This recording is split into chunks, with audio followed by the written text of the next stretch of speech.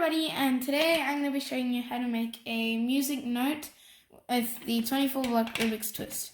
So pretty much you have to just count 2 blocks and then turn it twice. Count 1 block and then turn it twice. Count 2 blocks, turn it twice. Count 1 block and then turn it twice. Okay, so now think of it like this. Okay, I'm just going to turn it like that. Okay, and then actually, you know what, just leave that. Count 1, 2, 3, 4 blocks, and then turn it twice. And then count 1, 2, 3 blocks, turn it twice. Count 1, 2, 3 blocks, and then, count 1, 2, 3, 4, 5 blocks, and then turn it twice.